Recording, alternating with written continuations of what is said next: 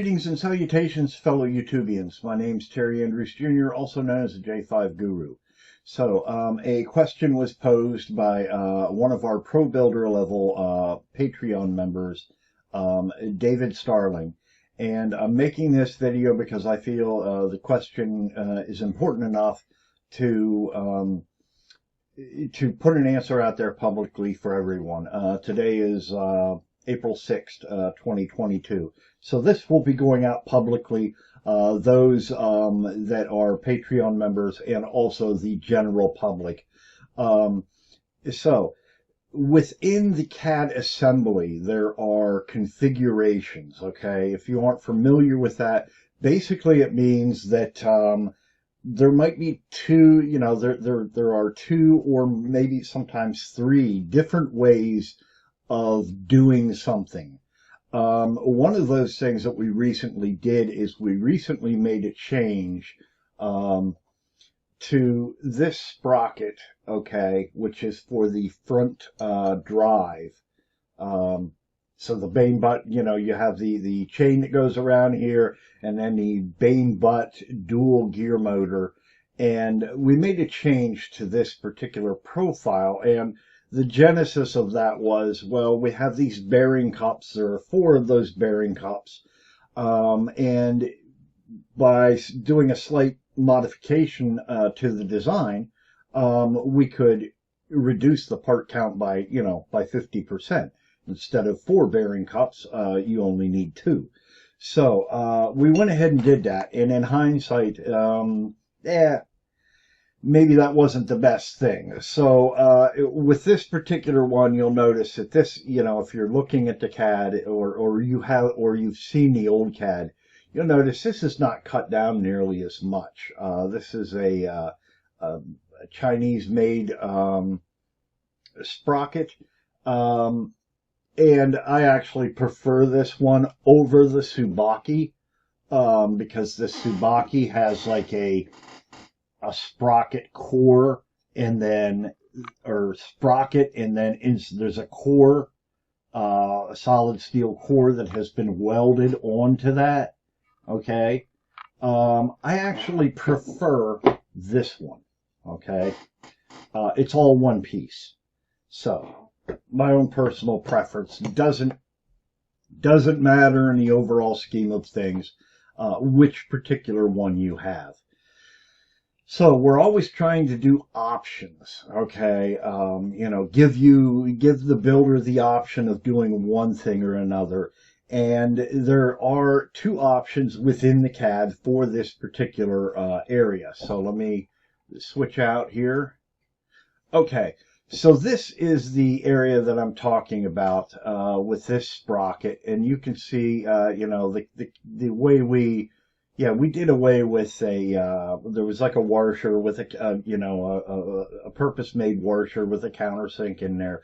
Realized didn't even need to do that, just needed a little spacer and a standard, like a fender washer, and then a button head cap screw in there. So nothing overly complex. You don't have to, you just have to have a little spacer in here. And that spacer, quite honestly, could be darn near anything. I mean, in here, it's like brass, but it could be aluminum, it could be steel. Heck, I mean, it could probably even be like some sort of plastic, nylon, Delrin, something of that nature. Its purpose is simply to keep the sprocket in place. So what I'm showing here in this particular version is I'm showing the V1 version, okay, which everyone is familiar with, which has the 2 bearing cups in there, okay. Ignore this. This collar here is actually part of the V2 version, okay. So we had the bearing cups, and by eliminating the outside bearing cups, and let me see, I'll just show you here. If I go over here to this, I can actually see where it says V1. This is called a configuration. So if I hit this drop-down menu, you'll see there's a V2 bearing cup layout. If I click on that and then hit the check mark, you'll see, boom, the outer bearing cup has disappeared. and it has done the same thing on the other side. Again, now this particular version uses only 2 bearing cups, okay? And I'll show you that on this side. You might be able to see, okay, if I switch back here. Let me see, here we go. Version 1, you will see a bearing cup pop in there. Boom, there it is. There's that old bearing cup. Okay. So, in hindsight, I'm thinking we actually created 2 problems. One, this particular, bearing or Sprocket version is not, it only fits the version without the bearing cups. It occurs to me now that, regardless of which one you go with the original cutout design, and I'll show you that right now. Again, depending upon how your sprocket is, you got to kind of read between the lines. But here, so let me, I think I already have it open actually. Here we go. Let me see. There.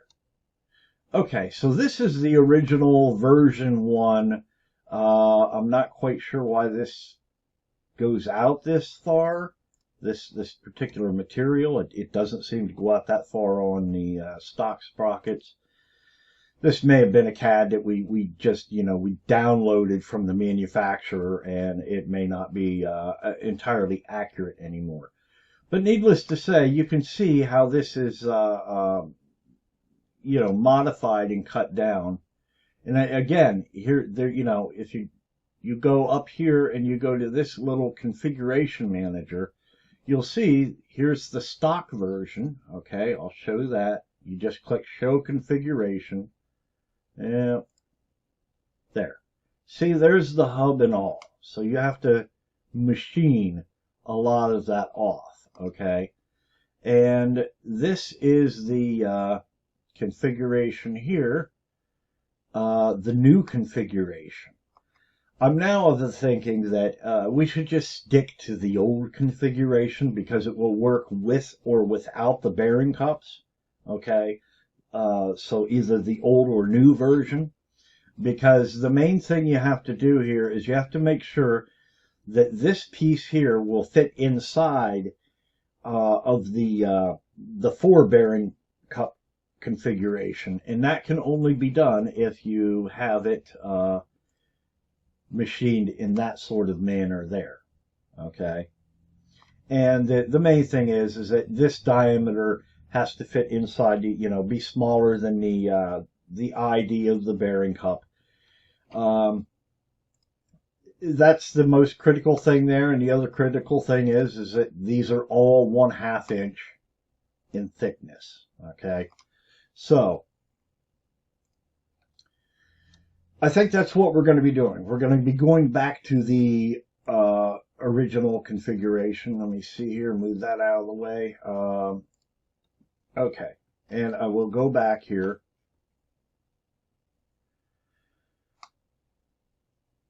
So, yeah, I think we're going to go back to the original 4 bearing cup configuration.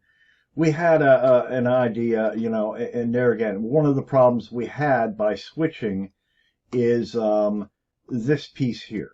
Okay, so that piece, yeah, that plastic piece holds on this this motor covering, and also holds on the power pole connector, and it does so at one point. Okay, so it uses the center screw in this plate to also hold in this power pole connector, which means that this power pole connector and the interfacing piece here, which is meant to hold, yeah, that whole thing can rotate. So the thing we had done is, oh, well, we can't have it rotating. We'll just do this fancy little feature here.